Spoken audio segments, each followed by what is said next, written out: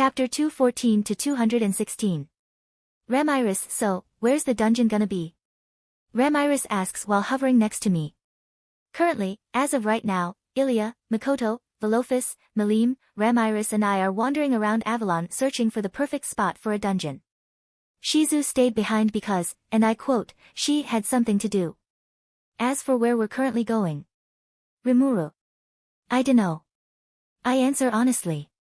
I mean, I haven't really thought things through and I didn't make a specific spot for a giant fucking underground structure. I mean, granted, Ramiris' skill lets her create a labyrinth that's placed in a separate dimension, you only need an entrance. But this is going to be Avalon's main attraction, besides the meat buns. Humans and other races from all over the world will travel to Avalon to descend into the dungeon. I will not just create a door in some poor citizen's house and call it a day. I want to make a massive building that will awe any scrub who lays their eyes upon it. And to do this, I need space to build it on.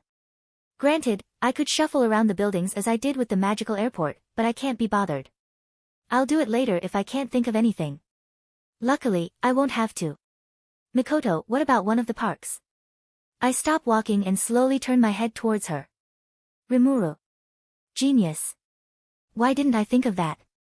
There are lots of parks all around Avalon. Some of them have all sorts of playground fun like slides, seesaws, little forts to run around, poles to slide down, and things like that. I don't give a shit about those parks, I'm thinking about the other kind. I'm talking about the parks that are mostly empty plots of land with trees, benches, and a stone path to walk on. You know, the scenic kind for old people. Not only that, there's this specific park where it's just a chunk of forest.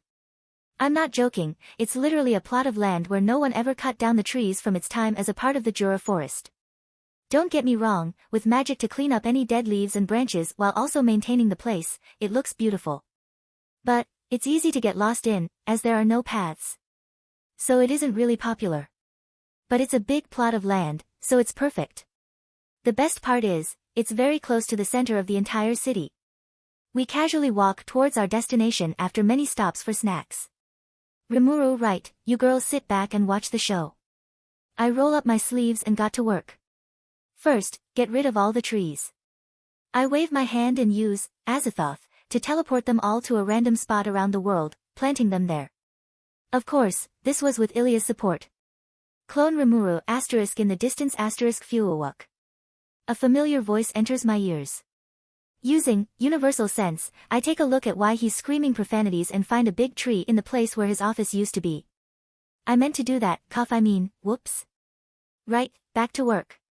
I stare at the now empty plot of land that's around 40,000 meters squared in area, 200 meters for each dimension. I smile. Silver-colored magicules begin to flow like ribbons from my body, mainly my arms. I lower my body, bending my knees. I lower my hands, my finger's tips touch the ground. I feel the slightly wet grass on my skin. And I begin the construction of the building that will become known as the entrance to Avalon's world-famous, self-proclaimed, dungeon. Rimuru, hap.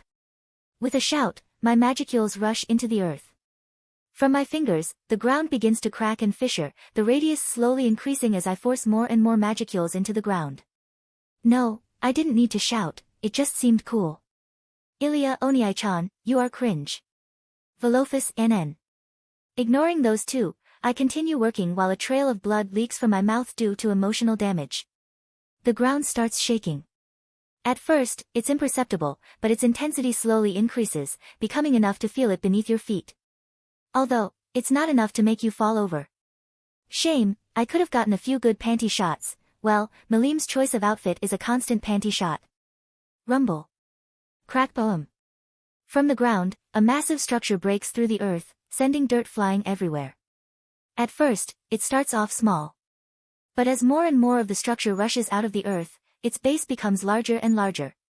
Eventually, a whole minute later, the shaking stops and the building stops being shit out from the ground. Standing in the massive plot of land is a tall building. No, it's a tower. Made out of stone, over 10,000 meters squared at its base and over 1,000 meters high. For reference, the tallest building in my old world, the Burj Khalifa, is only 800 meters tall. The whole thing is made out of gray stone. By that, I mean it's one giant object. It's not built out of bricks or anything, it's literally one single object, one single entity. It has multiple patterns and designs over the surface, as plain as they seem to be.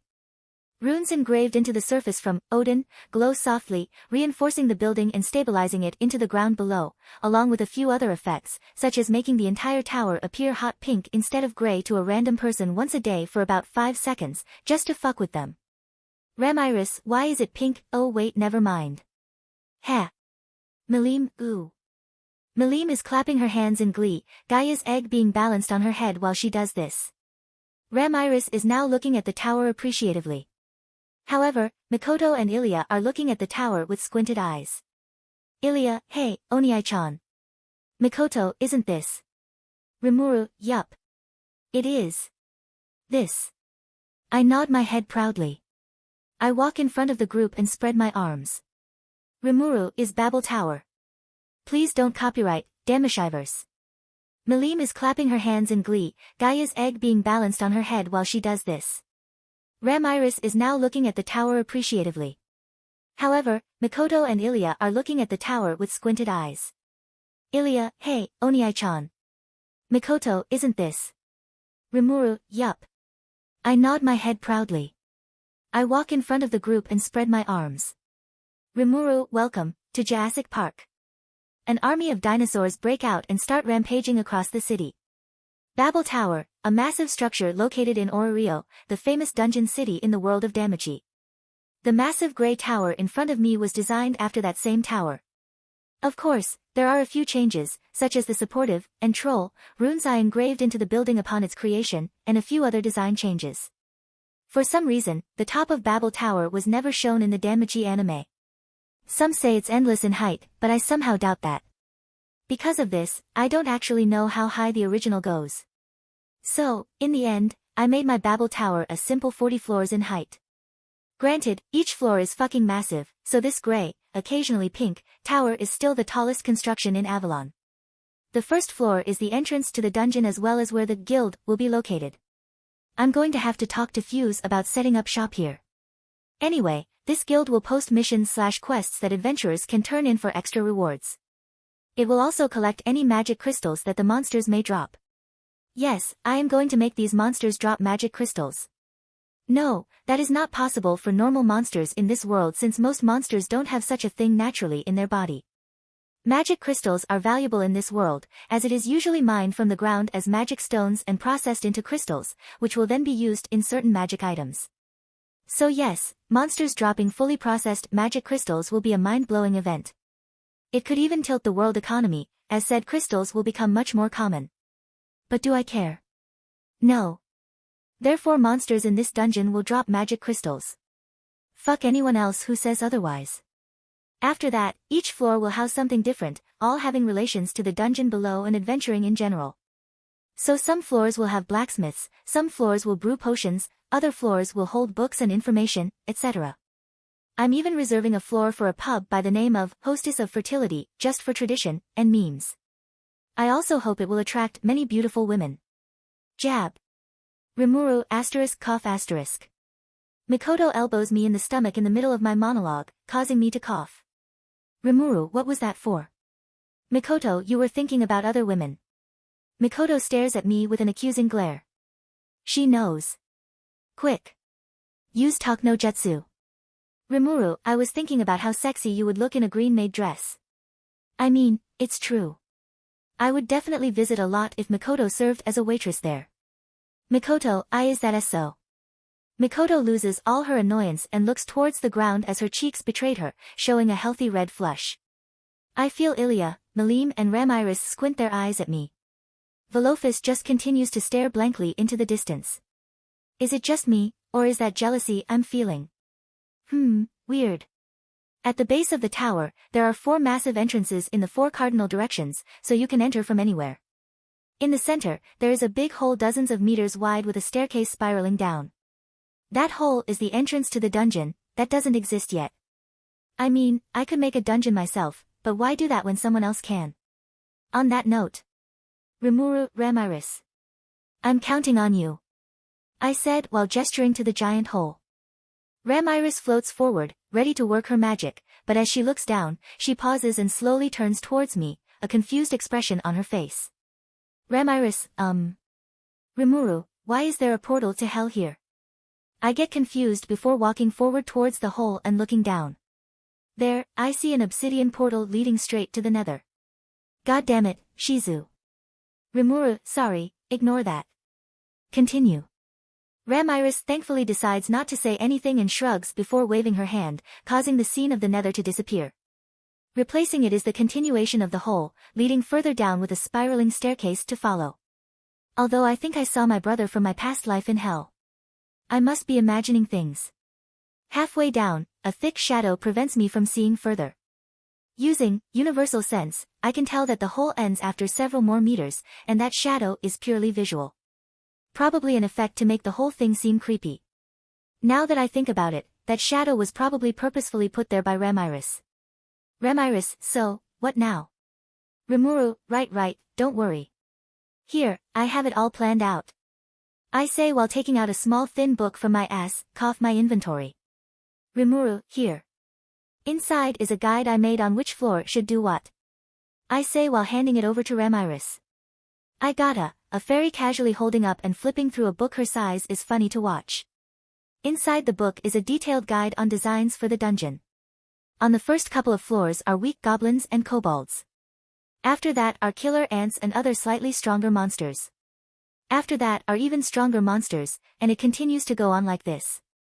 Yes, it's completely designed after Damachi's dungeon. And no, I won't be using normal monsters here. These guys will be more like mindless magic constructs in the shape of monsters. On the upper floors, they will be weaker than their counterparts in the outside world. Plus, you know, they'll be ugly as hell. So ugly in fact, that even if I brought a goblin from the outside in here, they will find no hesitation in killing the goblins in the dungeon. Also, I will make sure that any goblin spawned in the dungeon won't have any genitals. I don't need this to turn into a new Goblin Slayer anime, thank you very much. I mainly did this because I don't like how OG Rimuru did things in canon. I mean, the 10th floor boss was a fucking B-rank monster. I want my dungeon to be newbie friendly. As if in, I just picked up a weapon yesterday, friendly. As if in, hi I'm Belle Cranel at the start of canon, friendly. So yeah, the monsters in the first several floors will be weak as fuck and generally spread out. After that, the spawn rates will speed up, the monsters will start gathering into larger groups and they will also grow stronger individually as the floors go down. Newer and newer monsters will also be introduced as you descend until you hit the 17th floor where you will meet your first boss monster. After that, on the 18th floor will be a safe zone where no monsters will spawn. Just like the simulations, just like the anime. Once they reach the 18th floor, or any safe floor for that matter, you will be able to register it as a checkpoint that you can then teleport to and from the surface whenever you want. You can't bring other people with you though. There are a few more details, but that can wait for later. I just finished making Babel Tower and monologued about the future features of the dungeon beneath it. I am currently admiring my work along with Ramiris, who is eager to get started. Ramiris, I won't have to be a jobless shut-in anymore. I will just be a normal shut-in. Unfortunately, she will have to wait because something is happening with Milim. Or rather, something is happening to Gaia's egg in Milim's arms. Crack. Milim OHNO. I ignored Milim's accidental JoJo reference in favor of comprehending why exactly she was screaming. I turned to look at her, and... Rimuru. Well. Shit. I see Gaia's egg on the floor with cracks running all around its white shell. Milim, Rimuru. What do I do, Nanoda? Milim looks at me with teary eyes while kneeling next to the cracked egg, her hands hovering just above it, too scared to accidentally damage it even more. Rimuru. Did you drop it? Milim sniffs and nods her head as tears threaten to leak from her eyes. Fucking hell, that's cute. Milim, I was holding it, but it suddenly moved and slipped out of my hands. Milim was on the verge of crying when Ilya walks forward and kneels next to Milim, looking excitedly at the egg. Ilya, don't worry, Milim. It's going to be fine. It's already hatching now. Milim, Really? Immediately, any signs of tears disappear from her eyes and she also looks at the slightly shaking egg with excited eyes and a happy-go-lucky smile. What are these mood swings? Mikoto also looks at the hatching egg with curious eyes after walking next to me. Without warning, I hold her hand, causing her to stiffen before slowly relaxing. I look down at our hands to check on something. Yup, as expected, it's censored. There will be no uncensored handholding. Velophus, however, is looking at the egg with the most curiosity out of us all. It's to be expected, as she herself is a true dragon. Crack. The egg shakes a little more as the shell is pushed out a little more from the inside, the cracks along the surface of the shell spreading. Crack. With one final push, the shell breaks, revealing a little tiny lizard with little tiny wings. Unfortunately, that action also sent its eggshells flying through the air. And, you know, there's usually a lot of mucus covering a newly hatched baby animal. The little true dragon is not different. The shells rained on the two lolies closest to it at the time, also carrying some of that mucus. Milim and Ilya. Ilya, yo. There's slime. Gross. Ilya jumped away, wiping her face and doing her best to get all the gross sticky stuff off her. A/N, it is not slime. It is mucus. Milim, on the other hand, doesn't seem to give a shit. She leaps forward and grabs the little dragon in her arms, ignoring her own cleanliness, her happiness overwhelming any other desire. Milim, Gaia. This is definitely Gaia Nanoda. He looks exactly the same. She hugs the dragon tightly, swinging him around. It would be heartwarming to see this if not for the gross slimy sounds that happen whenever she rubs her cheeks against him. Speaking of which, Gaia doesn't look like what I expected him to. He looks more comedic than menacing. He's got a large lower body and legs with an equally large head. It's mainly purple, with a darker shade making up for its underbelly and wings. Said wings are also pretty small, definitely not flight-worthy. Velophus, seeing the little dragon, stares at it before she points her nose slightly up into the air, an aura of smugness and superiority emanating off her. The ends of her lips lift up into a barely noticeable smug smile. Velophus, ha. Oh my god, she's turning into a rebellious teenager. Hurry. I must use the countermeasures I placed. Meat buns, go. I create a beet bun and throw it at Velophus, accurately hitting her forehead. It slides off and she catches it, looks at it, looks at me, looks back at it, and then eats it, completely losing her smug aura. Phew. Safe. In any case, I write some runes and flick them towards Milim and Gaia, instantly cleaning them off from their slime, mucus. Ilya already used her limited control over Azathoth to phase herself out of reality for a second, leaving the mucus behind. The mucus just fell to the ground and Ilya returned mucus-free. She walks over to me and I end up giving her head pats. Ilya, still, I wasn't expecting Velophus to speed up Gaia's hatching. Rimuru, Velophus did fucking what now? Ilya, I'm saying Gaia shouldn't have hatched yet, but apparently, Velophus was speeding up its hatching process. Ilya lazily says as she closes her eyes and embraces the feeling of my head pats. Now, I kinda expected Milim to want to cuddle and baby Gaia some more. Milim, let's go on an adventure. I was wrong.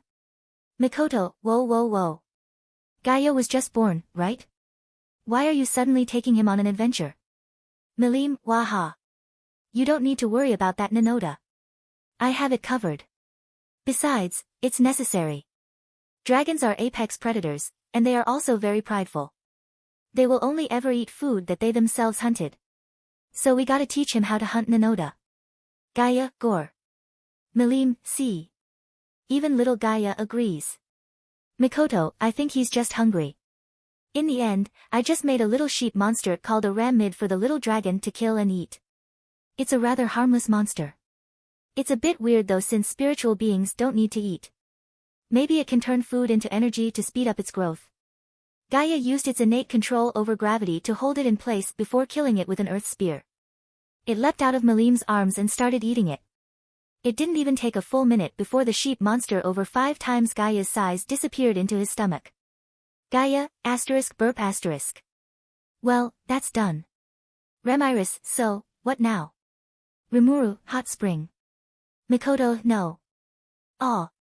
Mikoto, I'm not letting anyone else see you, and naked. I turn my head to see Mikoto's face generating enough heat to match a nuclear reactor, fidgeting and looking towards the ground, avoiding my gaze. To this, I only had one thing I could do. I swept her off her feet, literally, and carried her in a princess carry before teleporting away. I'm having this damn hot spring experience with a girl, one way or another. Name, Rimuru. Race, origin slime. Protection, crest of space. Title, Highest tier spirit, leader of the monsters, Oniai-chan, king of Avalon, master of head pats, procrastinator king, the nutcracker, socially awkward cringe slightly Chuyuni slime, true dragon slayer, sensei, world's strongest, overpowered to a stupid degree, Mikoto's equal. Codex, Iliasville. Ultimate skills, Yahweh, god of creation, Odin, god of runes, Azathoth, god of void, alternative. Equipment, Yamato, Genesis.